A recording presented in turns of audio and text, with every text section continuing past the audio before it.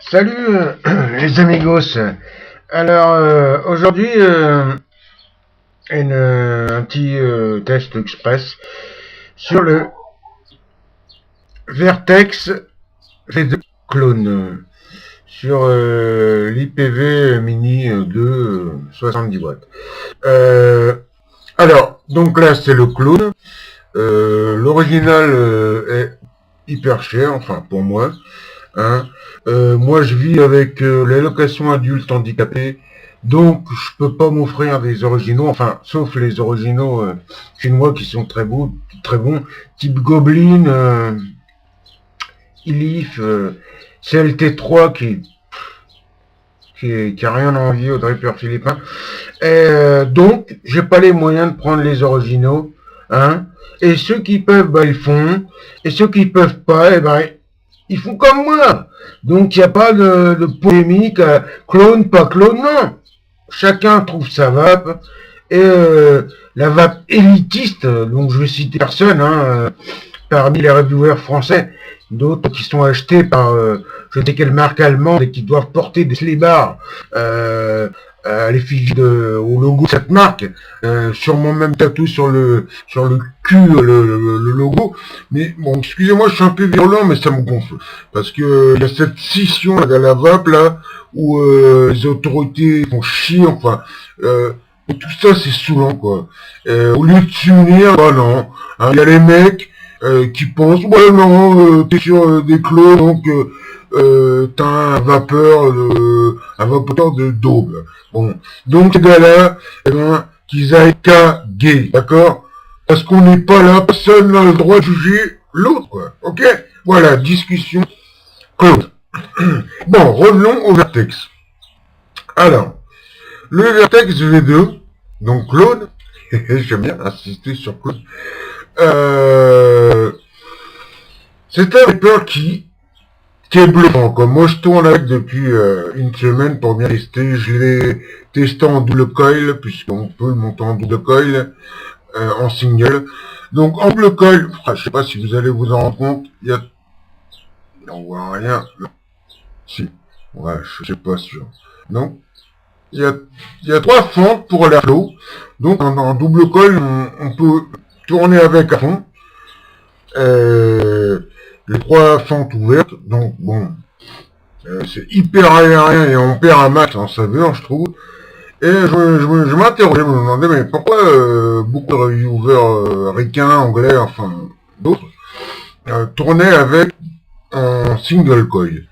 Alors j'ai fait un montage single coil, là c'est du Twisted 0,25 demi en diamètre, 6 spires pour 1,1 ohm ou 1,2. Donc voilà. Et alors c'est un dripper pour les serveurs qui est extra, hein, surtout le clone qui a 8 balles. Donc et vous allez voir, il a une large plage d'utilisation, une vape tranquille, une vape un peu plus soutenue, et puis une bonne grosse vape, sans taper dans les watts. Alors, donc là, eh ben, regardez, vous allez peut-être pas, donc, 16 watts, hein, à 4,2 volts. Donc, bon, ça fait un accu télécharge sur Mika, quoi.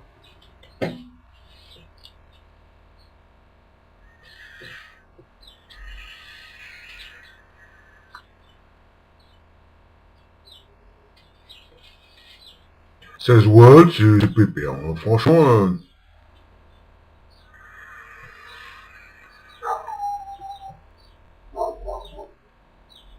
bon. Ah oui, le liquide, c'est du 70 G. On monte un poil. Alors là, on va passer à 20 watts.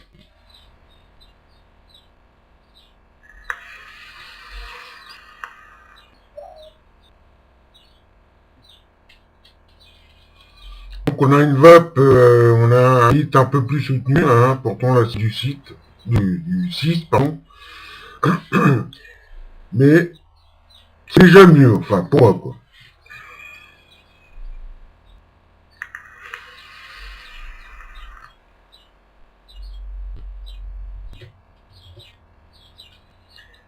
1 watt. Donc là, on va passer à 25 watts. 25 watts.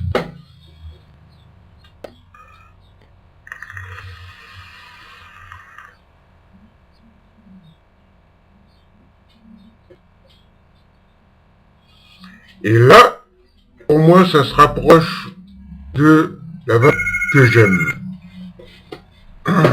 Bon, pardon pour le téléphone, on laisse sonner, c'est pas grave. Une petite taf encore à 25.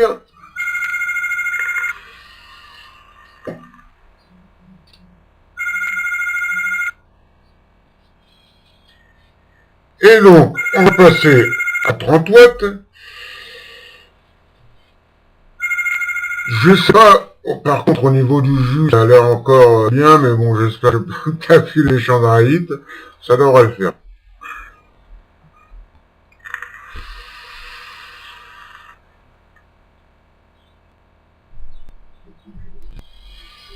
Donc, vous voyez, pour un dripper saveur, il envoie beaucoup plus que le Marquis, par exemple. Hein, pourtant, là, je suis en single coil avec, vous n'allez pas le voir, mais bon, avec un seul air hole, celui du milieu, ouvert au 2 tiers, et on a un rendu qui est vraiment bien.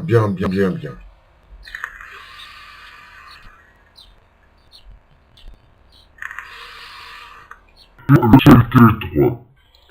Donc, je démonte, je dévisse en fait le vertex. Voilà. Je vais monter mon CLD. Excusez-moi là pour le temps là que ça prend, non. Donc là,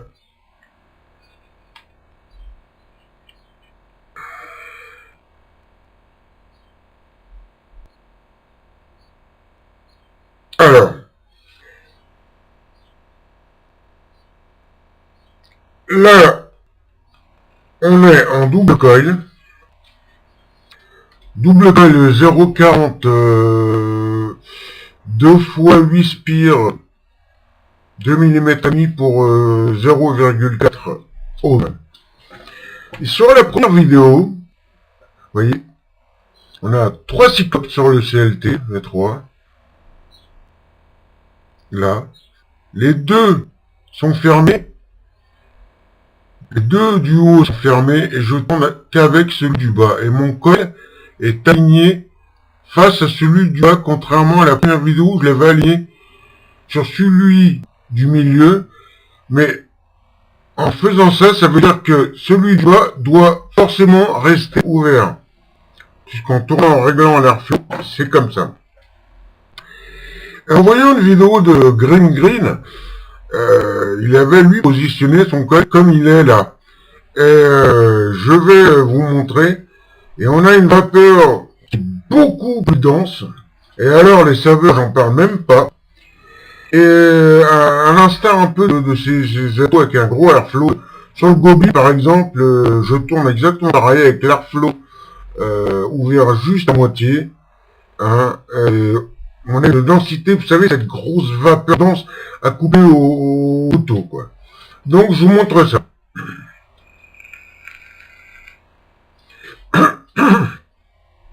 Euh, 44 watts, donc 0,4 ohms.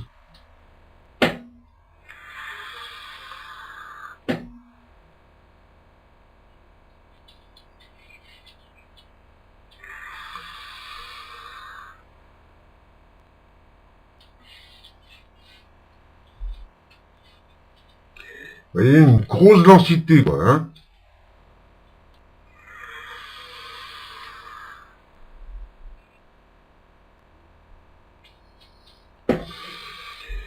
Et ce que j'ai remarqué, c'est qu'en fait, quand on ouvre plus l'airflow, on a une vapeur, un spectre qui est plus large, mais qui est aussi plus diffus au niveau de la vapeur. Bon, après, c'est une question de préférence. Hein. Dès lors qu'il y a plus de saveur comme ça, alors moi, je tourne comme ça. avec les atos qui ont des grands airflow qu'on peut régler comme ça. Une dernière, à 44 watts, hein. Donc pour 4,5 volts. Donc on peut encore monter, mais bon là je le ferai pas, c'est juste pour vous montrer la différence de position du coil par rapport aux airflow.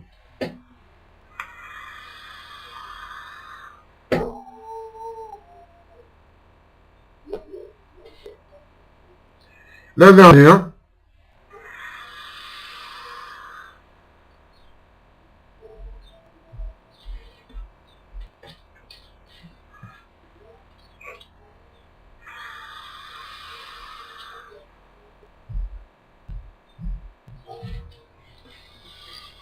donc là on a un jus 80% de VG.